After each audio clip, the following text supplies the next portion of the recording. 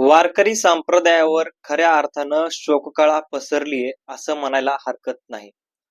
दोन तरुण महाराज वारकरी संप्रदायानं जे प्रसिद्ध होते, कुठंतरी त्यांचं नाव लौकिक रूपाला आलेलं होतं आणि महाराष्ट्रामध्ये ज्या नावाची चर्चा होती, ते महाराज कुठेतरी आज काळाच्या पडद्याआड गेलेले आहेत आणि एक अनंतात विलीन झालेत आहेत, अशा प्रकारचं म्हणायला हरकत नाही.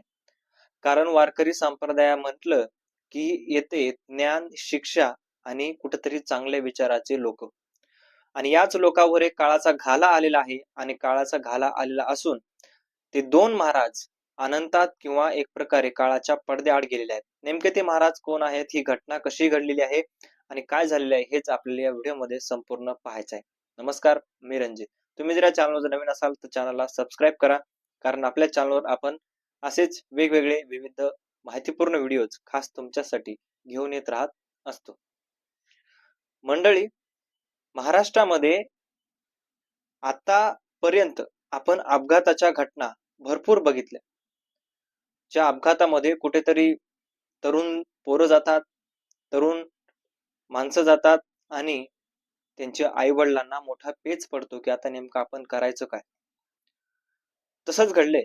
वारकरी संप्रदायातले दोन महाराज अगदीच आता सध्या कीर्तनाचे कार्यक्रम भरपूर ठिकाणी चालू आहेत. पौर्णिमेचे कार्यक्रम असो किंवा वेगवेगळ्या कीर्तनाचे असो, वेगवेगळ्या महाराजांचे कीर्तन हे सध्या रात्री कीर्तन असतात आणि महाराज लोक रात्री या गावाहून त्या गावाला, या शहराहून त्या शहराला स्वतःची गाडी करून जातात आणि स्वतःच्या गाडीमध्ये किंवा बसतात आणि जातात. आणि या सगळ्या गोष्टी असताना माऊली महाराज बोर्डीकर आणि दत्ता महाराज मुडेकर हे दोन महाराज कीर्तनासाठी निघाले. आता कीर्तनासाठी निघाले म्हटल्यानंतर कीर्तनाला गेले. कीर्तन होतं, 9:30चं कीर्तन होतं. 9:30 ते 11 अशा प्रकारचा एक कार्यक्रम होता. तो कार्यक्रम पार पाडला. कार्यक्रम पार पाडल्यानंतर इथे निरोप समारंभ होतो आणि कुठेतरी त्यांना एक प्रकारे त्यांची जे काही पोटगी किंवा काय असतं ते दिलं जातं आणि त्यांचा निरोप घेतला जातो आणि महाराज तिथून निघून जात असतात. हे प्रत्येक कीर्तनाची परंपरा आहे. तसेच हे दत्ता महाराज आणि माऊली महाराज निघाले. दोघांनी गाडी एकच आणलेली होती. ते दोघं एकाच गाडीमध्ये बसले आणि रात्रीचे 11:30 वाजले असतील कदाचित. भयंकर घटना घडली. पुढून येणारी मोठी गाडी आणि यांची गाडी, दोन्ही गाड्या धडक झाल्या अशा प्रकारची माहिती आलेली आहे. आणि त्या दोन्ही ज्या गाड्या धडकल्या त्याच्यामधले 2 लोक मेले किंवा वारले. ते म्हणजे लोक म्हणजे दत्ता महाराज आणि माऊली महाराज. अगदीच तरुण दिसणारे हे महाराज किंवा हे मुलंच, पोरच म्हणावं लागते ना आपल्याला, कारण त्यांचं अजून वय जास्त नव्हतं किंवा कदाचित हे 25, 24, 23 वर्षाची ही काहीतरी माणसं असतील आणि या दोघांचा निधन झालेलं आहे. अतिशय दुःखद घटना घडलेली आहे. याच्यातून सांगण्यात येत आहे की आता रात्रीचा प्रवास हा शक्यतो जेवढा होईल तेवढा माणसानं टाळला पाहिजे, कारण कधी अपघात होईल, काय होईल, काही सांगता येत नाही.